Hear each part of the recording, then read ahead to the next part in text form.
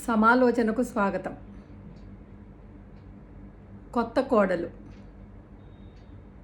చాలా పెళ్ళిళ్ళు జరిగాయి ఈ మధ్య. చాలామంది కొత్త కోడళ్ళుగా వాళ్ళ అత్తారిళ్ళకి వెళ్ళారు. ఈ కొత్త కోడళ్ళకి కొన్ని సమస్యలు ఎదురవుతూ ఉన్నాయి ఈ మధ్యకాలంలో. అవేంటంటే వాళ్ళ నుండి ఎక్స్పెక్టేషన్స్ చాలా ఎక్కువగా ఉంటున్నాయి. ఉదాహరణకి ప్రతి ఇంట్లో కూడా కొత్త కోడలు అడుగు పెడుతోంది అనగానే ఆమె ఒక ఐడియల్ పర్సనాలిటీగా ఉండాలని ఎక్స్పెక్ట్ చేస్తారు. ఐడియల్ పర్సనాలిటీ అంటే మనకి నవనల్లో లేకపోతే పురాణాల్లో చెప్పినట్టుగా చాలా సబ్మిసివ్ వైఫ్, సోబర్ వైఫ్, చాలా డెడికేటెడ్, చాలా ఎలా అంటే అసలు అందరికీ తల్లో నాలుగుగా ఉండి ఆ ఇంట్లో అలా వెళ్ళి అల్లుకుపోయి చక్కగా అన్ని పనుల్లోనూ చేయూతగా ఉంటూ అటు అత్తగారికి ఇటు ఇంట్లో హస్బెండ్కి ఇట్లా అన్నింట్లోనూ అలా ఉండాలనే ఎక్స్పెక్టేషను. ఆ ఎక్స్పెక్టేషన్స్ చాలా సత్యదూరం అండి. ఎందుకంటే మన పిల్లలందరూ కూడా ఇప్పుడు కొత్త మారిన వాతావరణంలో పెరుగుతున్నారు. ఇప్పుడు చూడండి, ఏ అత్తగారైతే కోడల నుండి ఇన్ని ఎక్స్పెక్టేషన్స్ పెట్టుకుంటారో వాళ్ళ అబ్బాయి మాత్రం పెళ్ళయ్యాక కించిత్తు మారడండోయ్. పాతకాలం చైల్డిష్నెస్ అవన్నీ అంతకుముందు ఎలా ఉన్నాడో అలాగే ఉన్నాడు. ఈ అమ్మాయి మాత్రం పాపం అత్తగారింటికి రాగానే చాలా మారిపోవాలి. ఇది ఏమన్నా సంభవమా? అసలు నిజానికి ఈ ప్రపంచంలో ప్రతిదానికి ఒక ట్రైనింగ్ ఉంది. ఒక స్కూల్లో అడ్మిషన్ కావాలన్నా కూడా దానికి ఒక ప్రిపరేషన్ ఉంటుంది. కానీ ఈ పెళ్లి విషయంలో మాత్రం ఇలాంటి ప్రిపరేషన్స్ ఏమి ఉండవు. ఏం చేస్తామండి, నగలు కొనుక్కుంటాం, షాపింగ్ చేస్తాం, మహా అయితే బ్యూటీ పార్లర్లకు వెళ్తారు. ఇంతేగాని అమ్మాయిలకి పెద్దగా దాని గురించి ట్రైనింగ్ ఏమి ఉండదు.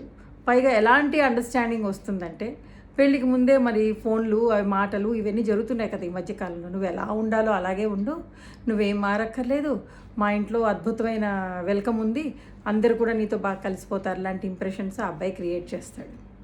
కానీ తీరా వెళ్ళేసరికి వాస్తవం డిఫరెంట్గా ఉంటుంది. దాంతో ఏమైపోతుందంటే ఈ అమ్మాయికి ఒక పెద్ద డిజల్యూషన్, అంటే ఒక డిసప్పాయింట్మెంట్ అనమాట. అసలు నిజానికి ఎవరైనా ఎవరింటికన్నా బంధువులింటికి కానీ పెళ్ళికి కానీ ఎక్కడికైనా వెడితే వాళ్ళు మనని సాదరంగా ఆహ్వానించి ప్రేమగా మాట్లాడితే చాలా హ్యాపీగా ఫీల్ అవుతాం, అవునా కాదా? అలాంటప్పుడు ఇంటి కోడలు వస్తున్నప్పుడు ఇంటిల్లిపాది కూడా నీ రాక మాకు చాలా ఇష్టము, నువ్వు మెల్లగా అలవాటు పడదు కానిలే, నీ ఇష్టంగా నువ్వు ఉండు, నీకు అలవాట్లు ఏం పెద్దగా మార్చుకోక్కర్లేదు లాంటి సిగ్నల్స్ ఇస్తే ఎంత హ్యాపీగా ఇవిడిపోతారు కోడళ్ళు. అవి ఇవ్వకుండా ఏంటంటే ఎక్స్పెక్టేషన్స్ ఎక్కువ ఉండడంతో డూస్ అండ్ డోంట్స్ చెప్పేస్తారు. మాకు ఈ పద్ధతి ఉంది, నువ్వు ఇలా ఉండాలి, అలా ఉండాలి, ఈ టైంకి లేవాలి, ఈ టైంకి వెళ్ళాలి, ఇలా కూర్చోవాలి, అలా నుంచోవాలి, ఇలా ప్రతి చిన్న దాంట్లో కూడా మార్పులు చెప్తాం, సజెషన్స్ చెప్తాం, వాళ్ళు చేసిన ప్రతి పనికి అమెండ్మెంట్ చెప్తాం. దాంతో వాళ్ళకి ఏ పని చేయాలన్నా ఒక బెరుకు, అమ్మో ఏం చేస్తే ఏమనుకుంటారు. ఇదొక్కటే కాదు, కోడలు ఒక కుర్చీయో టేబులో కాదు కొని ఇంట్లో పడేసేయడానికి. ప్రాణం ఉన్న మనిషి కదా, తనని కన్సర్న్గా చూసుకోవాల్సింది ఇంట్లో ఉన్న అత్తగారు, మావగారు, మిగతా సభ్యులు, ఆడపడుచులు వాళ్ళందరే కాదు, భర్త ముఖ్యంగా.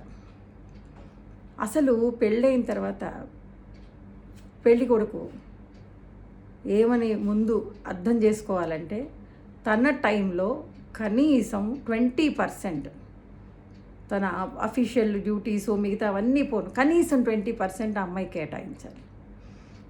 చాలామంది 50% అంటారు. నిజమే, కొత్తగా వచ్చినప్పుడు ఆ అమ్మాయి అక్కడ కష్టం అవ్వాలి కాబట్టి ఆ అమ్మాయితో ఎక్కువ స్పెండ్ చేయాలి. అంతేగాని ఆ అమ్మాయితో ఎక్కువ స్పెండ్ చేస్తే అమ్మ ఏమనుకుంటుంది, నాన్న ఏమనుకుంటాడు, లేకపోతే ఆ అమ్మాయిని తీసుకొని రోజు బయటికి వెళ్తే ఇంట్లో వాళ్ళు ఏమనుకుంటారు. ఎందుకు బయటికి వెళ్ళాలనుకుంటున్నారు? ఎందుకంటే వాళ్ళు ఒకరినొకరు అర్థం చేసుకోవాలి కాబట్టి. అదే అర్థమవుతుందిలే, ఏం పర్లేదు, మా అమ్మ లేదా, మా నాన్నమ్మ లేదా, మా అమ్మమ్మ లేదా, అంతే ఏముంది, ప్రైవసీలేంటి అని ఇలా అనుకుంటారు కొందరు. అది చాలా తప్పు. ఉండాలి, అందులో మొదట్లో అసలు ఉండాలి ఒకరినొకరు అర్థం చేసుకోవడానికి. ఒక్కవేళ తల్లి కానీ తండ్రి కానీ ఇంకెవరన్నా కానీ దాన్ని కొంచెం వ్యతిరేకిస్తే చెప్పుకునే సత్తా అబ్బాయికి ఉండాలి. పెళ్ళి చేసుకుంటున్నాడు అంటే బ్యాలెన్స్, అమ్మని భార్యని ఖచ్చితంగా. అమ్మ కూడా పొసెసివ్గా ఫీల్ అవుతుంది. చాలా సందర్భాల్లో నా కొడుకు కోడల వైపు వెళ్ళిపోతున్నాడు అన్నట్టుగా. అమ్మాయి ఏమని ఫీల్ అవుతుంది, నా భర్త నన్ను పట్టించుకోవట్లేదని ఫీల్ అవుతుంది. కాబట్టి ఇద్దరిని కూడా కన్విన్స్ చేయగలగాలి. తల్లికి కూడా చెప్పుకోవాలి, అమ్మ అది కొత్తగా వచ్చింది, అది ఇక్కడ అకష్టం అయ్యేదాకా నేను దానికి ఎక్కువ టైం స్పేర్ చేస్తా, నువ్వు అలా ఫీల్ అవ్వకు, అది minimum thing that I should do అని చెప్పాలి. తల్లిని కన్విన్స్ చేయాలి, ఒకవేళ తల్లి పాతకాలం పద్ధతిలో ఉన్నావిడైతే. అదే మోడర్న్ అత్తగారులు అయితే అసలు వాళ్ళంతటి వాళ్ళే ఒరే వెళ్ళండర్రా, బయటికి వెళ్ళండి, అక్కడికి వెళ్ళండి, ఇక్కడికి వెళ్ళండి వాళ్ళే తోస్తున్నారు. కొందరు అలా కాని వాళ్ళు ఉంటే కొడుకులు చెప్పుకోవాలి. ఆ చెప్పుకోలేనప్పుడు పెళ్లి చేసుకోమాకండి. పెళ్లి చేసుకొని ఆ అమ్మాయిని పట్టించుకోకుండా ఒక కుర్చీలాగో టేబుల్ లాగో ఇంట్లో పడేసాం ఉంటుంది అనుకునేట్టయితే అది జరగవు. అందుకని ఇబ్బందులు వస్తాయి, స్పర్ధలు వస్తాయి, దూరాలు పెరుగుతాయి. అలా జరగకుండా ఉండాలంటే ఆ అమ్మాయితో కావలసినంత టైం స్పెండ్ చేసి తీరాలి. అమ్మో నేను ఆఫీస్ సెలవు పెట్టలేను, లేకపోతే అమ్మో నాకు కుదరదు కాదు. అవసరమైతే వారంలో ఒకరోజు సెలవు పెట్టైనా అవుటింగ్కి తీసుకొని వెళ్ళాలి. ఇదంతా మొదట్లో, తర్వాత నెలకొకసారి, తర్వాత 2 నెలలకు ఒకసారి. ఇదంతా ఎందుకు అని అంటే వాళ్ళ మధ్య ఇంటిమసీ పెరగటానికి. లేకపోతే అమ్మాయికి ఏమనిపిస్తుంది తెలుసా అండి, అసలు ఎందుకు చేసుకున్నా నేను, హాయిగా మా పుట్టింట్లో ఉంటేనే హాయిగా ఉండేదాన్ని, అలా బయటికి వెళ్ళి వచ్చేదాన్ని, అలా తిరిగి వచ్చేదాన్ని, సరదాగా ఉండేదాన్ని. ఇక్కడ ఏ సరదా లేదు, అలా కూర్చొని ఉండాలి, ఎప్పుడు వస్తాడా అని. ఈవెన్ వచ్చినా కూడా నాతో స్పేర్ చేయడు, ఇంట్లో వాళ్ళతోనే టైం స్పెండ్ చేస్తాడు. అలా ఉంటే ఆ అమ్మాయికి ఎంత బాధేస్తుంది. కాబట్టి ఆ అమ్మాయిని మొదట తన వైపు తిప్పుకోవాలి. ఆ అమ్మాయిని తన వైపు తిప్పుకోవాలంటే ఆ అమ్మాయితో ఎక్కువ స్పెండ్ చేయాలి. 4 మంచి ప్రేమతో కూడిన కబుర్లు చెప్పాలి. ఏమండి, ఎంతసేపు గదుల్లోకి వెళ్ళడం శృంగారం కాదండి. మనము భార్యతో కలిసి చక్కగా 4 చోట్ల తిరిగి ఆవిడకి ఏది ఇష్టమో అది తినిపిస్తూ, ఆవిడకి ఏం కావాలో అది కొనిస్తూ, లేదా ఆవిడకి ఎక్కడ ఇష్టమో అక్కడ తీసుకెళ్తే, ఆవిడకి గుడికి వెళ్ళటం ఇష్టం తీసుకెళ్ళండి. ఇలా ఆవిడకి నచ్చిన విధంగా ఉండటం కూడా ఇంటిమసీని బాగా పెంచుతుంది. అసలు అదే నన్ను అడిగితే ఇద్దరి మధ్య బంధాన్ని ఏర్పరుస్తుంది. అందుకని ఖచ్చితంగా కొత్తగా పెళ్లి చేసుకున్నటువంటి భార్యాభర్తలు ఆ ఇంటిమసీ పెరగాలంటే ఎక్కువ సమయం ఒకరికొకరు కేటాయించుకోవాలి. అలాగే అత్తగారులు కొత్త కోడల్ని బాగా అకామిడేట్ చేయాలి. తల్లిని రీప్లేస్ చేయలేకపోయినా కనీసం తల్లిలాగా వాళ్ళ అభిమానాన్ని అందించగలిగితే వాళ్ళు జీవితకాలం మీ కూతుళ్ళుగానే ఉంటారు. ఇది ఖచ్చితంగా గుర్తించి కొత్త కోడల నుంచి ఎక్స్పెక్టేషన్స్ ఒకటే కాసుమండి. మీ అబ్బాయిలో ఏ మార్పు జరగల పెళ్ళైనాక అమ్మాయిలో అంత గొప్ప మార్పులు వచ్చేస్తాయని ఎలా అనుకుంటారు? పాప మా అమ్మాయి తల్లిదండ్రులనేమో సరిగా పెంచలేదంటారా?